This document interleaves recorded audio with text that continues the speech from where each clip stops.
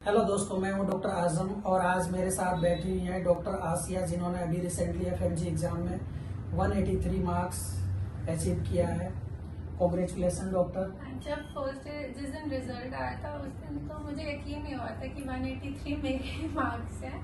तो मैंने आज जब आपने मुझसे कॉल करके पूछा तो भी मुझे था कि पता नहीं ये मेरे ही हैं। कल स्कोर कार्ड रिलीज हुआ है तब मुझे हुआ है कि ये मेरे ही मार्क्स हैं, ये और किसी के नहीं है। क्योंकि लास्ट टाइम भी जब क्लास के बाद हमेशा आना पूछना कि सर अब आगे कैसे करूं, बहुत ज्यादा एंजाइटी हो रही है, टेंशन हो रहा है, और लास्ट में हमेशा मतलब आपने मेहनत भी बहुत अच्छी की है। डेली के कितने आवर्स पढ़ाई किया आपने? मैंने स्टार्ट किया था 8 घंटे से, बट उसको जैसे कि प्रीति मैम और आपने बोला था कि फिर मैंने हर महीने उसको 1-1 घंटे ऐसा इंक्रीज किया अपने उसमें। तो मैं ऐसा स्टॉप वॉच लगा के रखती थी कि हाँ मुझे 10 घंटे देने हैं कैसे भी कैसे, विदाउट एनी डिस्ट्रैक्शन। पर मेरे साथ केस ये था क्योंकि मैं बहुत ज्यादा ओवर थिंक करती हूँ, तो और तो जो मैंने कुछ एक्स्ट्रा नहीं पढ़ा, इसकी जो आपने कंसाइज नोट्स थे, आपने जो मार्वस प्रीति मैम इनकी क्लासेस करवाई थी, मैंने सिर्फ वही किया। और जो मेरे मार्क्स यहाँ सीबीटी में भी अच्छे आ रहे थे 180s में, बट मुझे वो कॉन्फिडेंस नहीं आ रहा था, जिसके लिए मैं आपको बहुत ज्यादा थैंक यू बोलूंगी। बिकॉज मुझे वो कॉन्फिडेंस अपने मार्क्स देखने के बाद भी नहीं आता था। तो जब भी मुझे ऐसा होता था तो मैं आती थी सर के पास कि मुझे वो कॉन्फिडेंस नहीं आ रहा कि ये वहाँ पे भी ऐसा ही है। कि जब तक आप खुद पे ट्रस्ट नहीं करोगे, हमेशा बोलने का मतलब ये है कि ठीक है एग्जाम देना है, एग्जाम तो आएगा ही, बट अब जब तक फुल कॉन्फिडेंस से आप नहीं रहोगे, नहीं जो आएगा देखा जाएगा। प्लस अभी तो सिर्फ पढ़ने का टाइम है, पढ़ाई करो। क्योंकि ये एक वो वाला एग्जाम है ना जो हम एफएमजीज का ऐसा होता है कि बहुत ज्यादा प्रेशर होता है, मतलब घर वाले भी कुछ नहीं बोलते या फिर भी हमें होता है कि नहीं हमें करना ही है, और ये एक हर्डल जैसा होता है जिसको हम सबको क्लियर करना है। तो मुझे वो नहीं होता था कि हाँ उस दिन व्हाट इफ मेरा दिन नहीं हुआ, व्हाट इफ मैं नर्वस हो गई, मुझे एंजाइटी हो गई, तो मैं क्या करूँगी। उन चीज़ों को कैसे हैंडल करना है उसमें आपका सबसे बड़ा रोल था। उसके लिए थैंक यू सो मच। मैंने अच्छे ऐसा 6-7 बार कोई रिविजन नहीं की है।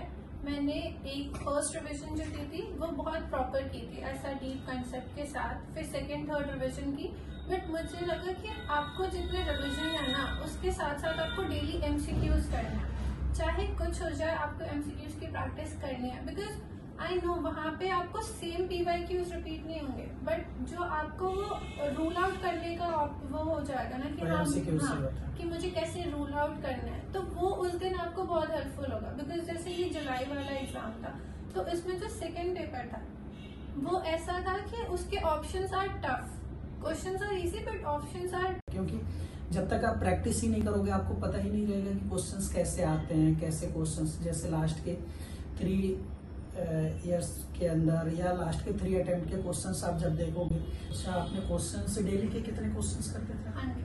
100 क्वेश्चंस। चाहे मेरे सब्जेक्ट्स हो ना हो मैं 100 करती थी। कभी ऐसा मॉड्यूल्स बना के कि 19 सब्जेक्ट्स में से मैं रैंडमली कर रही हूँ, ऐसा 19 का कस्टम मॉड्यूल बना के, या फिर जो मैं सब्जेक्ट्स पढ़ रही हूँ उसको, बट मैं डेली करती थी। Questions are very important.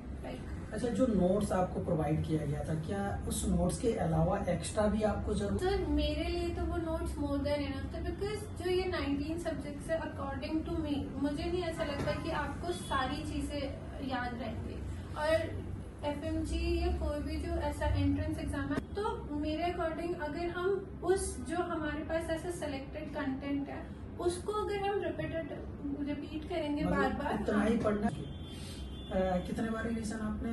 3-4 times? 3 times तो मैंने ऐसा प्रॉपर की थी, और 4th और 5th में मैंने बस ऐसा MCQs मतलब इसे।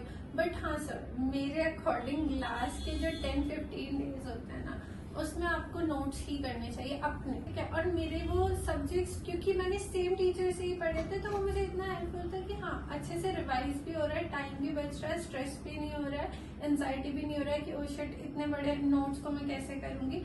तो वो मेरे लिए बहुत हेल्पफुल था। इवन मारवा सर की क्लासेस से जब मैं एग्जाम दे रही थी तो मुझे 3-4 क्वेश्चन ऐसे थे कि ओ सर ने ये क्लास में ऐसा एक्स्ट्रा बोला है, वो वाली चीज, तो वो बहुत हेल्पफुल थी लास्ट में। किया कि हमें नहीं समझ में आता कि लास्ट में PYQs करें या फिर ऐसा फुल नोट्स के रिविजन करें, कुछ नहीं समझ में आ रहा होता। तो उस टाइम ये क्लासेस मेरे हिसाब से बहुत बेनिफिट। लास्ट के टाइम पे, अभी लास्ट में अभी आप हमारे दोस्तों को बताओगे कुछ अपना एक्सपीरियंस, आपके तरफ से क्या बोलना चाहोगे? कुछ नहीं करना है सोच कि हाँ इससे भी कर लेती, उससे भी कर लेती, उससे कुछ नहीं होगा।